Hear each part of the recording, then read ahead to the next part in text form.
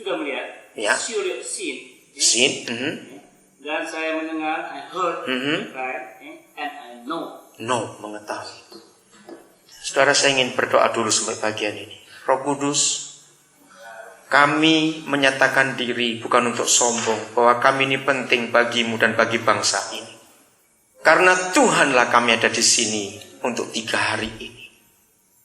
Sekarang sampaikan kepada kami apa yang Yahweh dengar, yang Yahweh ketahui, yang Yahweh perhatikan untuk bangsa ini.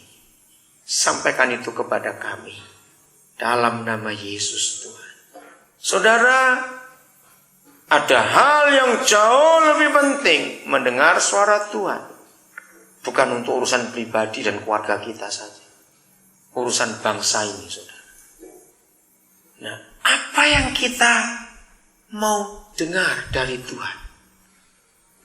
Ketika dia mencari Musa, mengalihkan kebiasaan hidupnya, gaya hidupnya, rutinitasnya, tradisinya. Berarti sudah lama Papa menunggu Musa. Betul, sudah lama. Cuma cari waktu saja. Mungkin seperti itu dengan kita. Sudah lama dia ingin tunggu kita, cuma kita terlalu sibuk. Maka dia bawa kita 3 hari ini, kemarin, hari ini, dan besok. Mau kita diam untuk mengerti. Maka itu lepaskan rutinitas. Ada hal yang jauh lebih besar yang dia sediakan dari yang sedang kita lakukan selama bertahun-tahun terakhir ini. Ternyata yang Yahweh buat karena dia mendengar, dia memperhatikan, dia mengetahui kesengsaraan bangsa ini. Apa suara Tuhan yang terakhir yang kita dengar dari Roh Kudus? Untuk mengarahkan, untuk menjadi kompas dalam hidup panggilan kita. Nggak usah dijawab, dalam hati kita tahu apa yang terakhir yang dia tunjukkan. Saudara, ayo kita perhatikan ini. Saya hanya memberi kesaksian. 2009 yang lalu ada hal baru yang Tuhan tunjukkan kepada saya. Saya nggak pernah mikir, nggak pernah sedikit saja konsep itu tidak pernah ada. Oktober 2008, tiba-tiba Tuhan bisa bawa kami suami istri ke San Francisco kembali. Kami terakhir kali ke San Francisco di Amerika itu tahun 92. Terus tiba-tiba Tuhan bawa balik, saya juga nggak ngerti. Dari 92 sampai ke 2008, cukup lama itu. Gara-gara salah seorang anak kami diundang pelayanan ke sana. Lalu anak itu cerita kepada satu komunitas namanya di Bay Area. Lalu anak itu diundang pada bulan Agustusnya. Lalu pas kami ke Amerika di daerah timur, pantai timur, terus ada waktu cuma 3 hari kami mampir sebelum kami pulang ke Indonesia. Ternyata saudara, saya diketemukan dengan seorang hamba Tuhan namanya Muhammad Tony Bastaman. Dia sampai hari ini masih pakai nama Muhammad, itu dia orang Sunda. Kalau saudara pernah dengar, kira-kira 10 tahun yang lalu di daerah Jawa Barat, Palangkaraya, Sumatera Utara, dan beberapa tempat saya nggak apa, ada 10 rehabilitasi namanya Serambi Salomo. Nah, Pak Tony Bastaman ini pendirinya.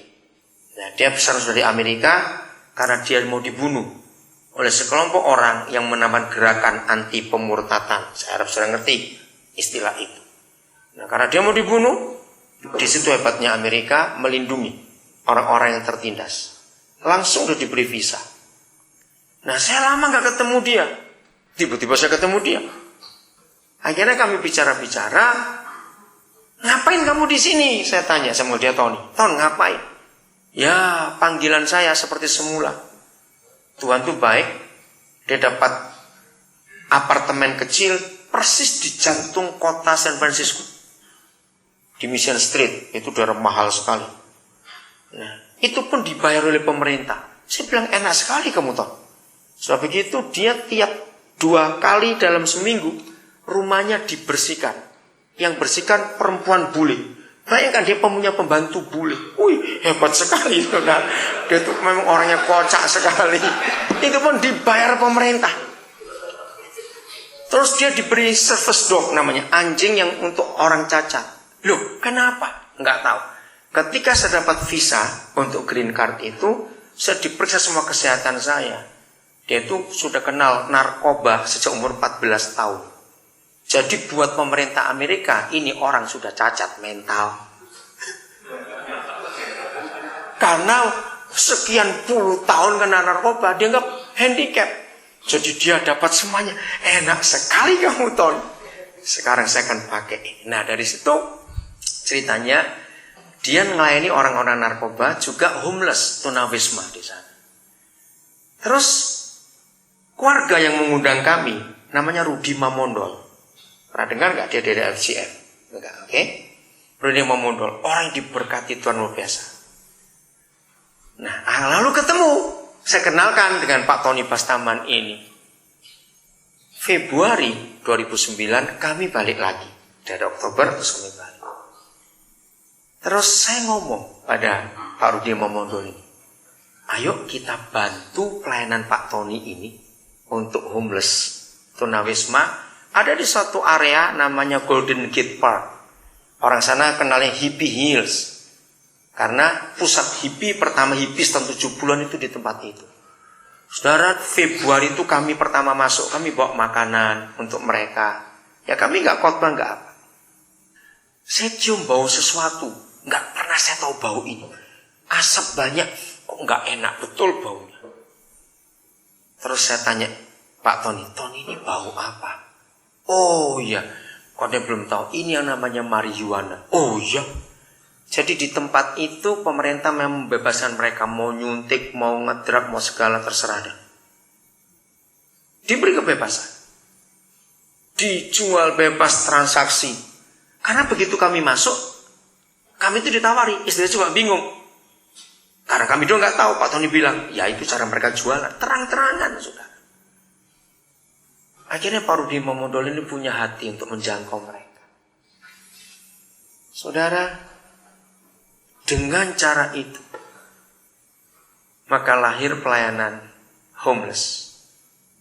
Dan tahun ini, tahun 2009 itu, 5 kali kami ke sana, hanya untuk mereka. Kami invest hidup, invest apa yang kami ada. Tanggal 31 malam kemarin, masuk tahun baru tanggal 1 sampai jam 4 subuh mereka di sana. Saya cuma telepon dari Nabire. Saya bilang, I wish I were there. Aku maunya di situ bersama kalian. Tapi dingin sekali. Saudara, waktu Natal tanggal 25, hujan lebat. Saya telepon mereka. Belum pernah dari bulan Februari mereka melayani sampai Desember ada hujan selebat itu. Nah, di tengah taman itu ada seperti jembatan, tapi buatan. Nah, akhirnya mereka nunggu di situ. Karena hujan, gak ada tenda. Nah, yang mengharukan adalah saudara tunawisma itu.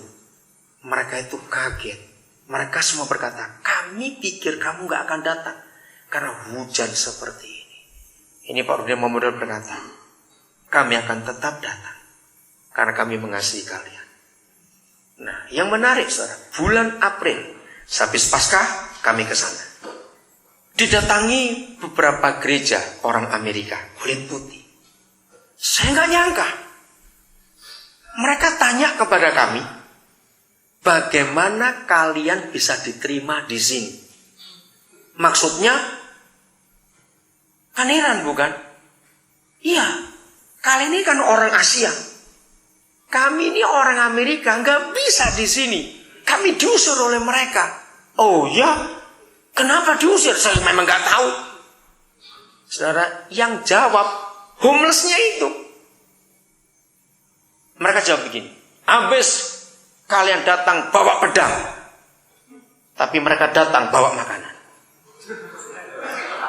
Terus saya itu malah bingung, pedang apa?